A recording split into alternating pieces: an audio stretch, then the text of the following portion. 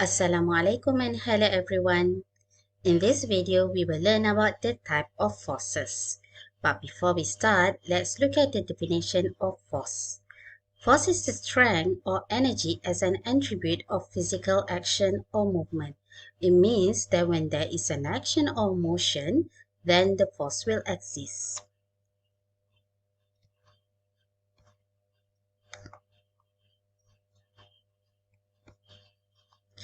The first force that we will learn is about the gravitational force. An object weight on Earth is determined by the force of gravity that the planet has on it. So the formula is given as W equal to mg. We normally represent W as the gravitational force. M would be the mass and also G is the gravity. And the weight and gravity will always point downward. The magnitude of gravity is taken as 9.81 meter per second square. The second force is the normal force. It is defined as the reaction force that exerted by the surface, and the direction is always perpendicular to the surface. For example, we have an object lies at rest on a flat horizontal surface. As we learned just now, we have a weight, so it means that there is a gravitational force. So it is always points downward. But you look at this situation here, the object is resting on the horizontal surface. It doesn't go down. It means if let's say it's on the table, it doesn't go into the table. So it means that there must be a reaction force. And the reaction force must be opposite with the gravitational force and with an equal force. So now we represent the normal force, which is the reaction force with an N.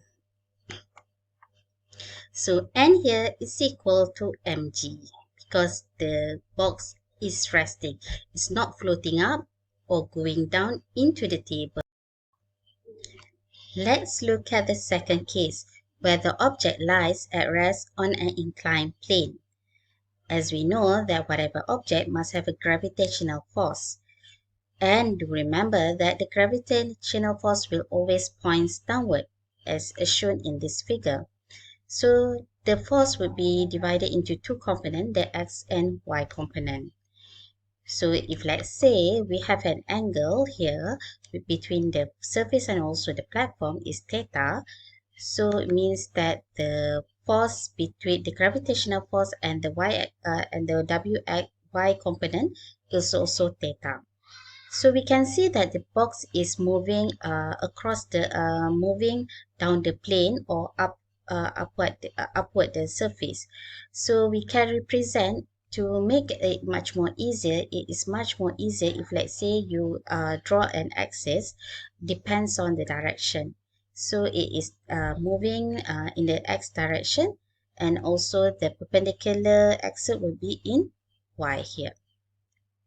So the normal force will be at the y-axis here. Okay, and do remember that the normal force will always be perpendicular to the surface. The next is the frictional forces. Frictional force is the force that oppose the relative motion of two surfaces in contact.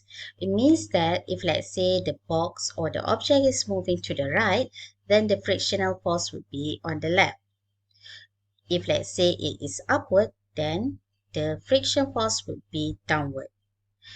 The direction of force will always be parallel to the surface in contact, and it is always perpendicular to the reaction force. Static friction would happen if let's say the object is at rest. If force F is applied to an object but it remains static or does not move, then we say that F, the action force, is equal to the friction force, and the force of friction is called the static friction. But when the object starts moving, that means that we have a kinetic friction. And the frictional force is directly proportional to the direction force. Here, if let's say we have a friction force, then there exists a mu here, which is mu represent the coefficient of friction. So let's say we have a horizontal surface where we have the gravitational and also the normal force. And we look here that we have A. A represents the acceleration. It means that this object or box is moving to the right in right direction with the acceleration A. So it means that we have an action force which is F. And the friction force would be the opposite of the action force. Let's look at the second case where the object lies on a rough inclined surface. So if let's say the action force is upward and the object is moving with an acceleration of A, so the frictional force would be the opposite way.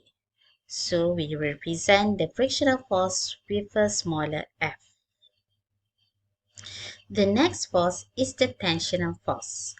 Tension is the force that is transmitted through a string, rope, or wire when it is pulled tight by forces acting at each end.